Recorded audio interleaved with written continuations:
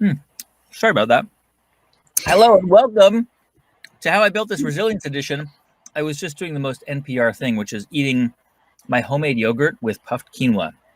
So this show, as many of you know, is where we've been talking to founders and entrepreneurs about how they're coping with these uncertain economic times. In the box next to me is our friend, Sadie Lincoln. She's the founder of barre3. It's a fitness company with more than 150 studios across the country. We featured Sadie on the podcast back, I think, in 2017. Such a cool story about how Sadie and her husband, Chris, quit their jobs in the Bay Area and moved to Portland to start their fitness company.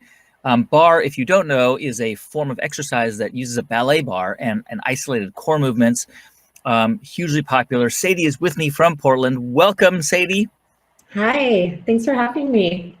And by the way, if you are watching, however you're watching, Twitter, Facebook, YouTube, we are taking your questions for Sadie Lincoln. Any questions you have about the fitness industry, about how the economy is affecting it, any questions you have for Sadie about Barre, please submit those through Facebook, Twitter, and YouTube, and we will try to get to as many as we can. Sadie, how are you doing? You know what I'm doing?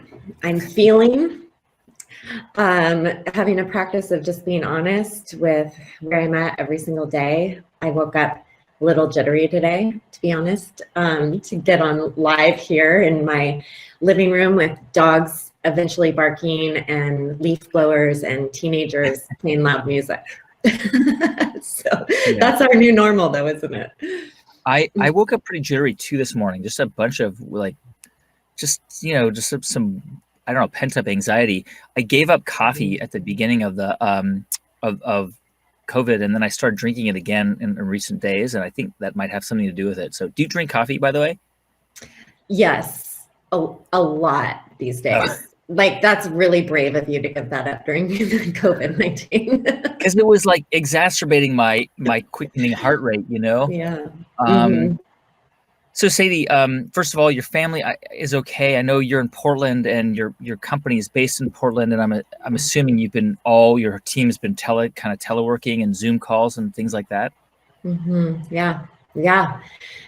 We've been, almost every single studio was closed for a long time. We have about 30%-ish starting to slowly open. But other than that, this is it.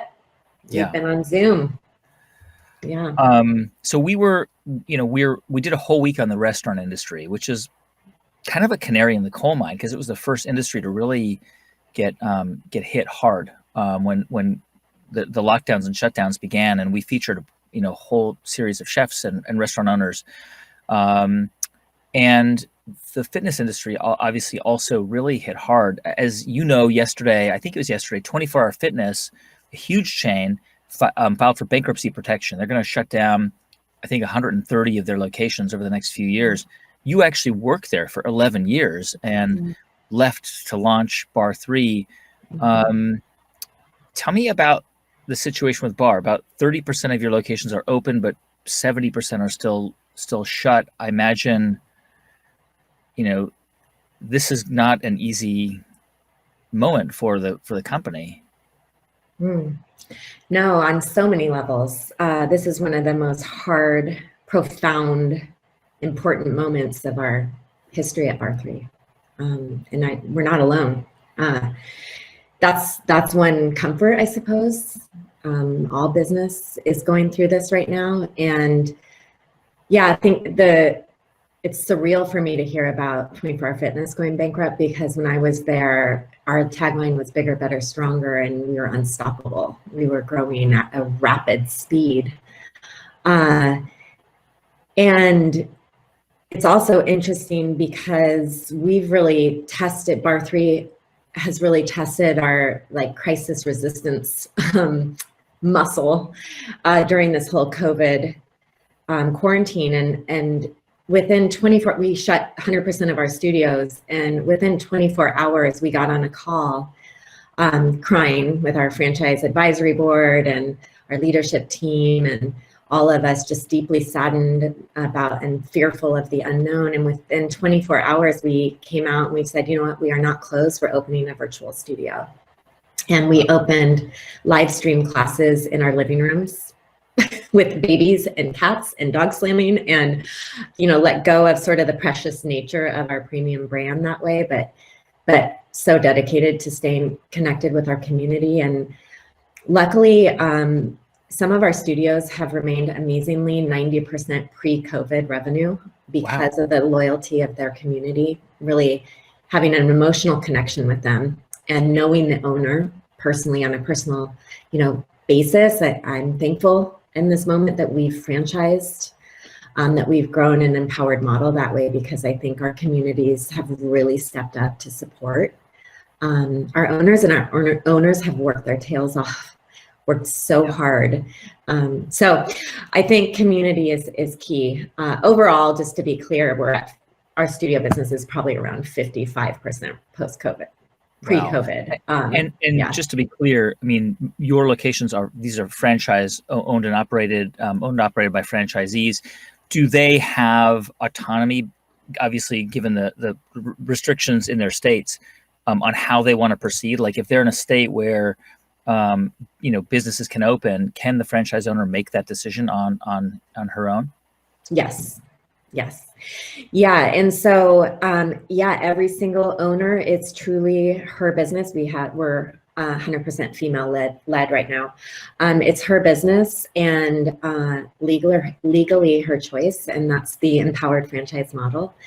And at the same time, what's been really powerful to see is a collective wisdom amongst all of our owners coming together regularly to share best practices and the latest knowledge that we're all gathering in our different geographies about how to be as safe and attentive as we possibly can, while really innovating and creating a new way for people to work out at home, kind of all in one. Yeah. If you're watching on Facebook or Twitter or YouTube, and you have questions for Sadie Lincoln, I'm sure you're probably a Sadie Lincoln fan, and you have any questions about the fitness industry or bar, please submit those questions, and we'll try to get to as many as we can.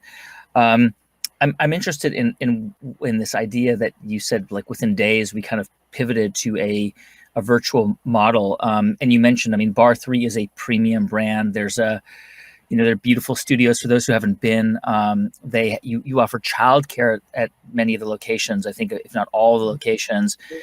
It's a very kind of peaceful, beautiful, clean space. And so it sounds like going to a virtual model was there was a little bit of sort of uncertainty about whether you would be able to match the level of premiumness that you offer. But it sounds like you just said, you know what, we're in a crisis moment. We got to do this. We just got to go.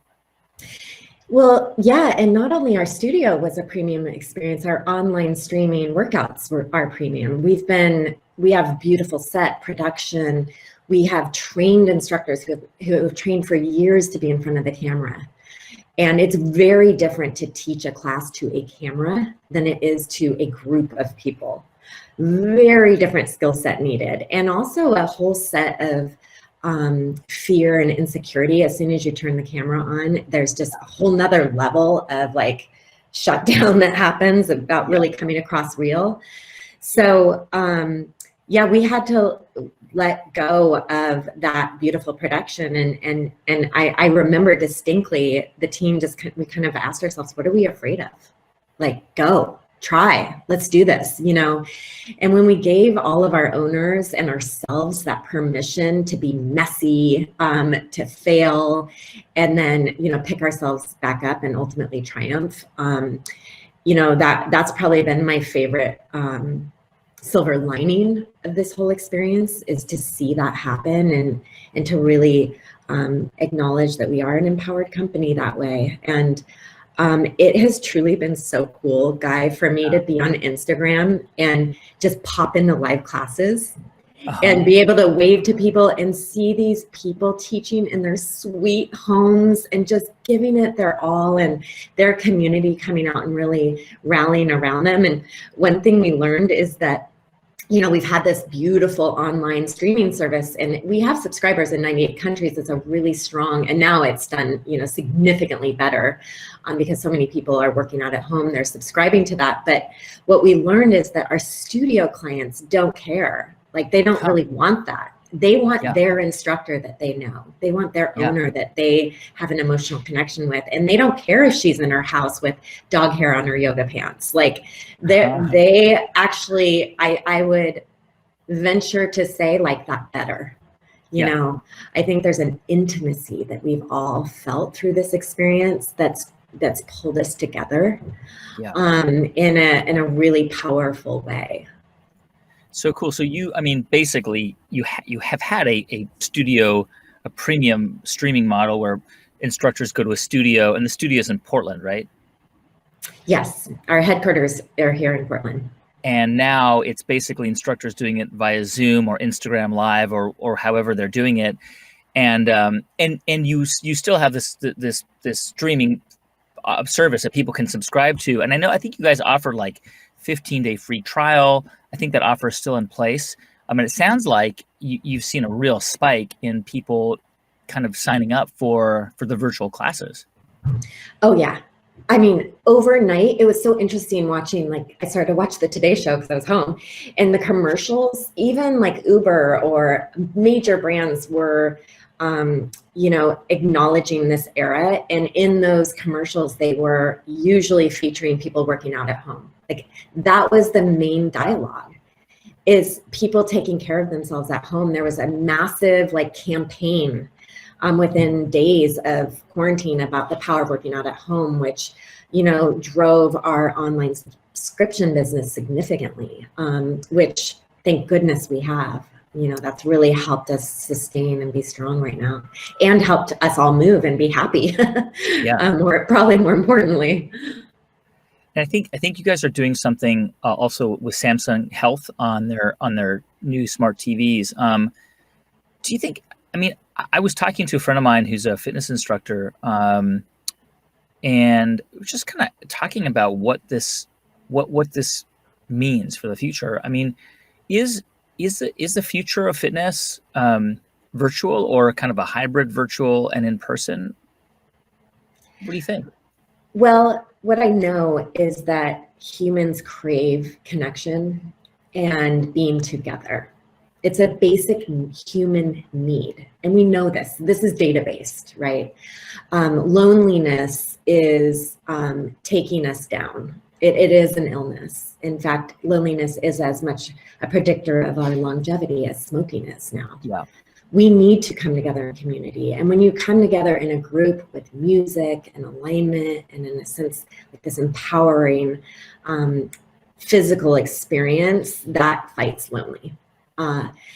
So I don't think the in-person experience is going away, and the digital model is here to stay. Yeah. So many of us have learned that, oh my gosh, I don't need to drive across traffic, for a 45-minute class that takes me 45 minutes to get there.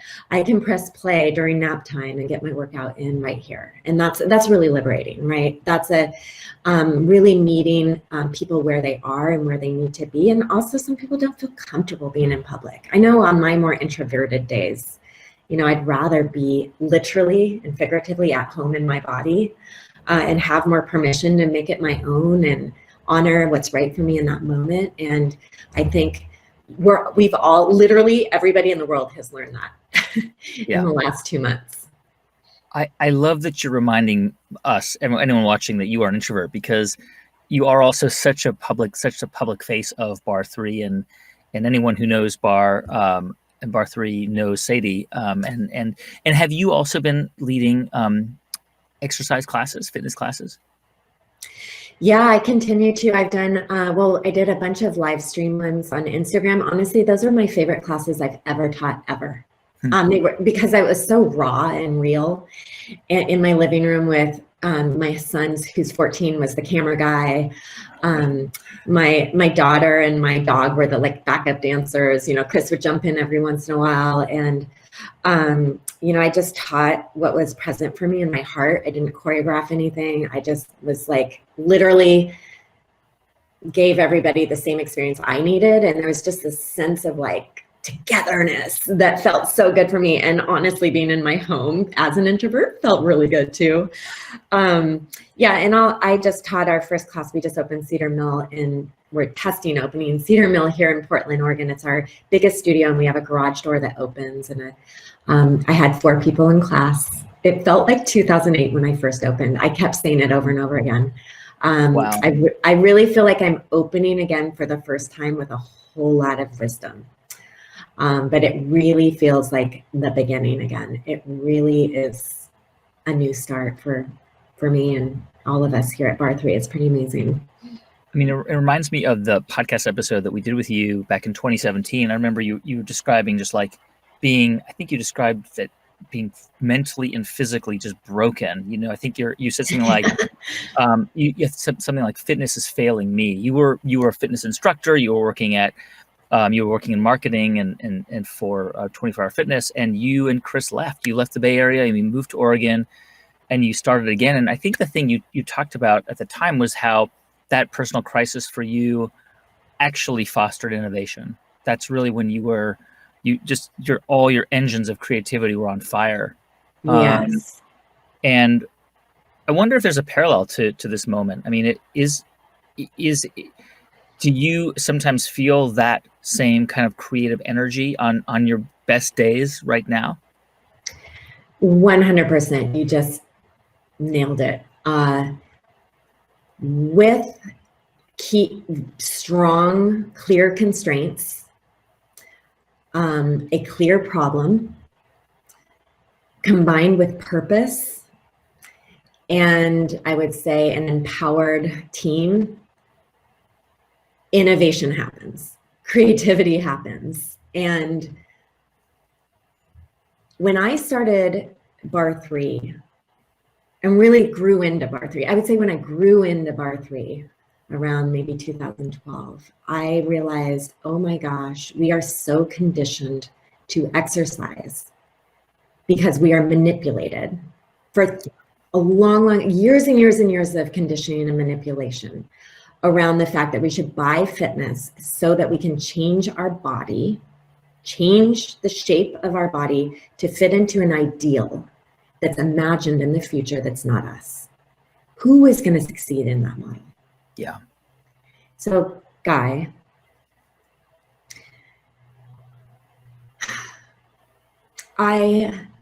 that's what's happening right now for me with the Black Lives Matter movement. And I'm going to just skip to the punchline that I do, and my optimism around, I do believe we're going to innovate. I do believe we're going to change. I do believe that greatness will come out of this. And we are in the dark right now. We are in the hard stuff.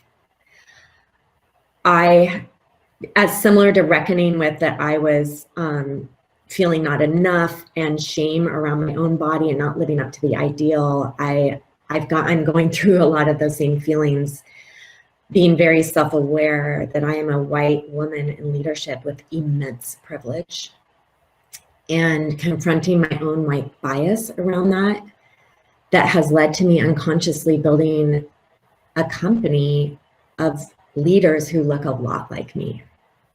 And realizing that systemic racism is real, and just even understanding that, and that we have been conditioned for hundreds of years around systemic racism. And that very much like fitness, it's a practice in fitness to be empowered in our bodies and alive and honest in our bodies as they are. It is a practice to fight racism. Yeah. And it's hard work. It's an inside out job. You have to, look inside and see that and have teachers around you, just like in our studios. Like, you need a teacher, you need a guide. And then ultimately our philosophy is, yeah, you need a guide, but you have your own agency. Your job is to be empowered from within and to listen to your body and to take shape and to move with purpose based on alignment of what you need. And that's very much how I feel as a leader right now. I need teachers. I need EDI teachers around me, equity, diversity, and inclusion teachers around me. I need to hear the hard conversations from the BIPOC community, hard, real conversations, and hold space for that so that I can learn and then take steps forward. And all of us here at barre3 can learn and take steps forward in a purposeful way. And so to answer your question in a really long roundabout way, so many parallels to 2008 for me. And that's what I mean by we're gonna reboot with a whole lot of new wisdom and purpose. And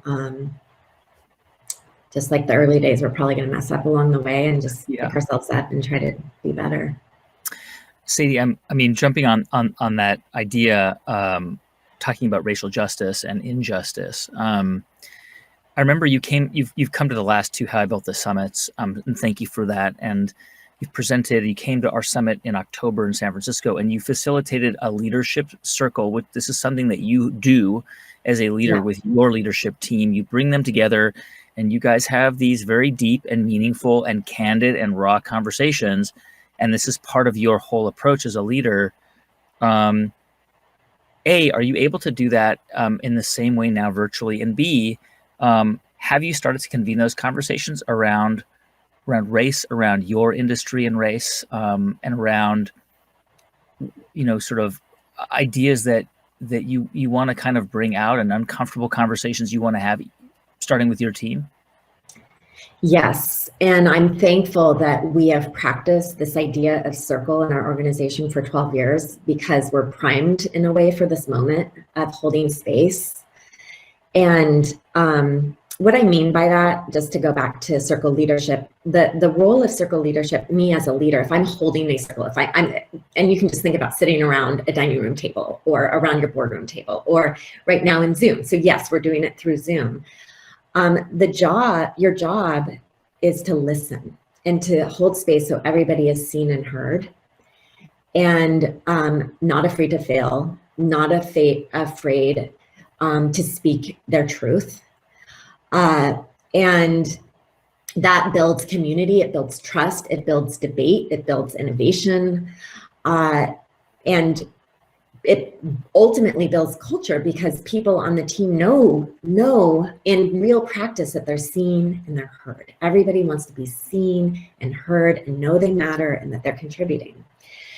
And right from the quarantine moments, that's what we did. We circled up on Zoom and we allowed the tears to flow, the anger, the frustration, and the certainty of that connection. So we made a concerted effort to meet on Zoom in small groups, large groups, consistently, and to have a whole new system of communicating by using our hands and the chat box and breakout rooms and really staying close through Zoom. So that's been amazing.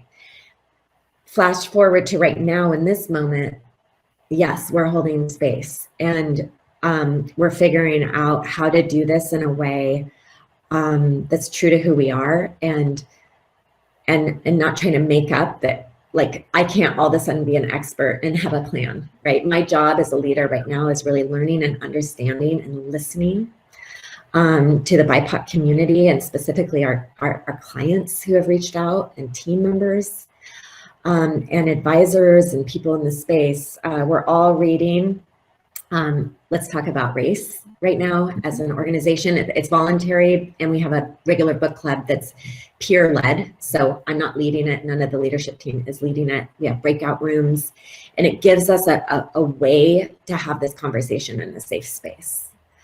So we felt really good about that. That was our very first step to taking quick action. And right away, I would say within 24 hours, we heard from team members that they wanted to, probably about 15 of our team members here in Portland, they wanted to create their own circles without leadership. And I think and we were, again, what are we afraid of? Go for it, please do that, yes. You have the tools, hold your own circles, where you can, I'm sure, safely share your frustration, your rage, your disappointment, maybe your hope, everything in between about what you've seen happen within the barre3 walls in your own life, out in the world. So I think that's the most important thing, my intuition, but also my experience over the years holding circles in different and hard times. I think it's the most important thing we can do right now is hold the conversation, hold the space for all that. I remember in your episode, you told a story about how you once met Howard Schultz at an event, and he was like, "Yeah, email me," and you actually did email him, and then consulted with him just for leadership advice, and he's widely considered to be a really great leader of a business.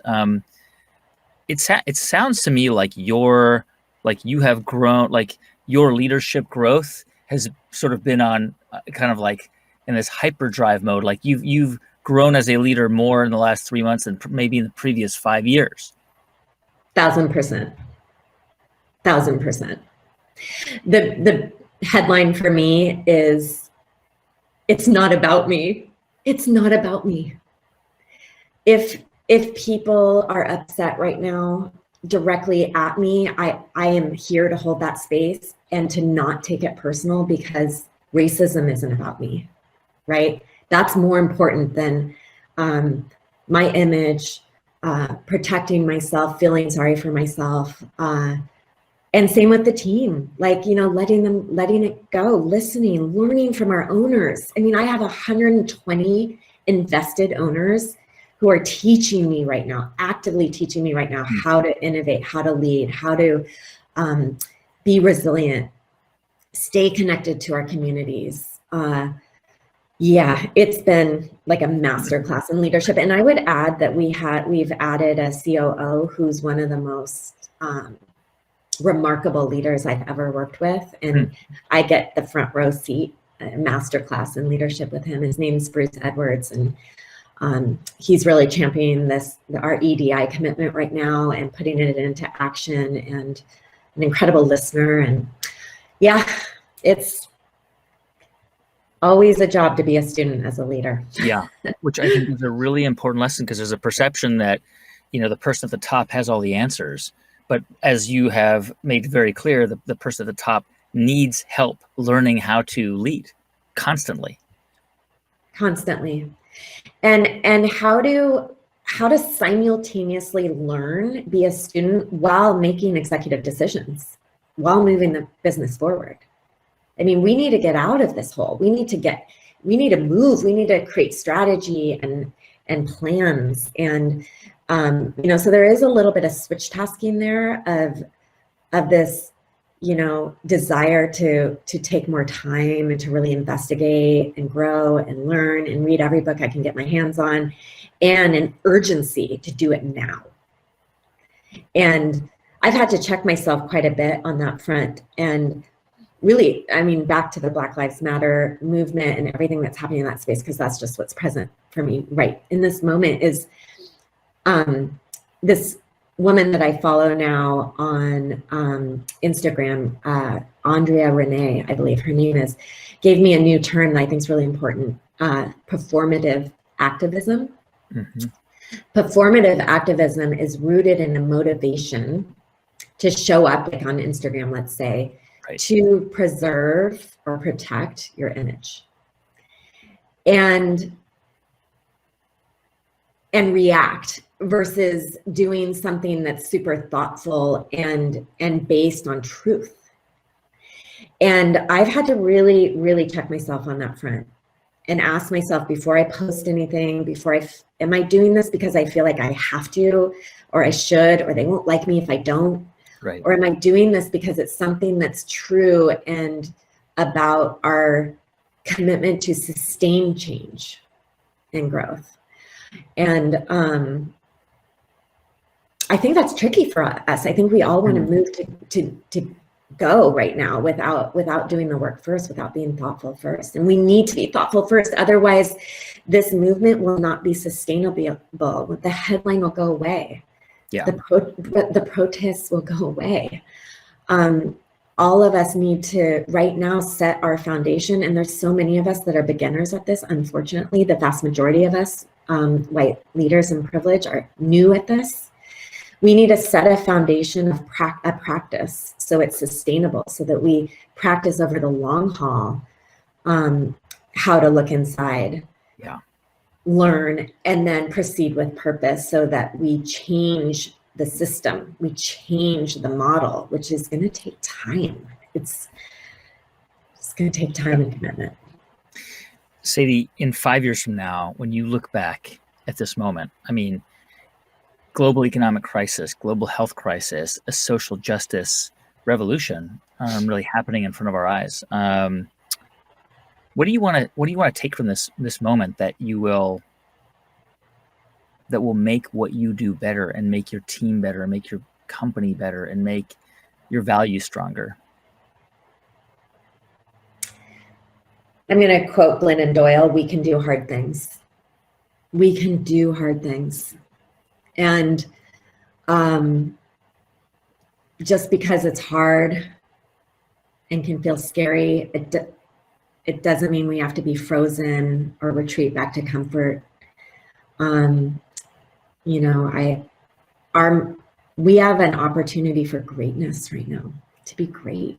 And I believe in barre3's so much, and I believe in so many companies right now, and I feel this complete like sisterhood and family of other businesses that are going through the exact same thing we're going through at barre3. And I hope we can look back someday and say, thank goodness we went through that. Thank goodness we went through that. That was the catalyst. That was my favorite quote. I probably said this in the last podcast because I always talk about this, but it's the sand in the oyster that makes the pearl. The sand, the rub, the discomfort. Yeah. Within a shell, a contained held space creates a gem. And we are all really uncomfortable right now. And I think that's good. We can do hard things, and we can create a new future for my kids, for your kids, for their grandkids. And, you know, it's already happening in our classes.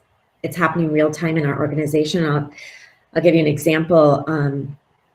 The dominant conversation on our social media right now under Black Lives Matter is around access. And we just had our studio design team meeting, and we came in with greater urgency around lowering our costs, so that with the lens of let's open our doors wider. And do they need to be so precious? You know, why not? I don't know. We don't know how yet, but do we need to have it be that expensive to build out? Or could we figure out a different way of doing things so that more people can come in and move with us? You know, that's cool. To me, that's really exciting.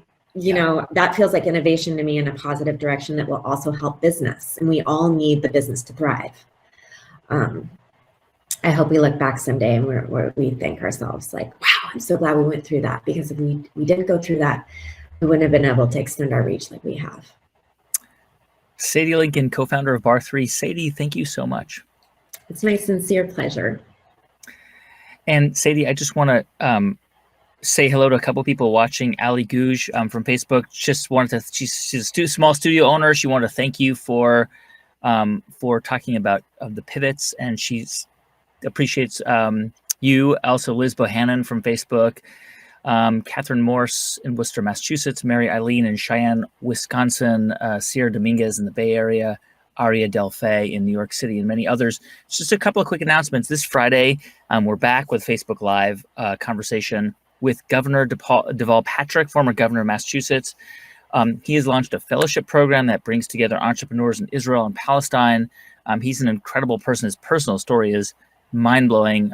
So join us on Friday with Governor Deval Patrick right here at 12:30 Eastern Time, 9:30 Pacific Time this Friday.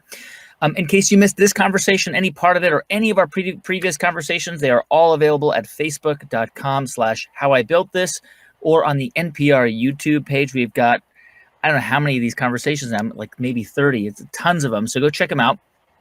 Finally, yesterday, we released a brand new episode of How I Built This with the story of Shake Shack and Danny Meyer. It started out as a hot dog stand in Madison Square Park in New York. was there for like 5 years. And then one day they thought, hey, maybe we can expand this out. And now it's in 250 locations in 15 countries. So check that out. Danny addresses everything, including, of course, the controversial decision that they made to apply for a loan, a government loan, and then they returned it. They didn't take it. And it's really interesting to hear his response, because he basically says, that was a mistake. I was a bonehead. Really, really cool story. So check that out. And I will see you back here on Friday. Sadie Lincoln, you're the best. It's so great to see you. I hope we can see you at the next How I Built This Summit. We're hoping we can do it in 2021, and we expect you to be there. Okay, I'm in. I love your summits. I'm in. All right. Mm-hmm. Thanks. Bye, everybody.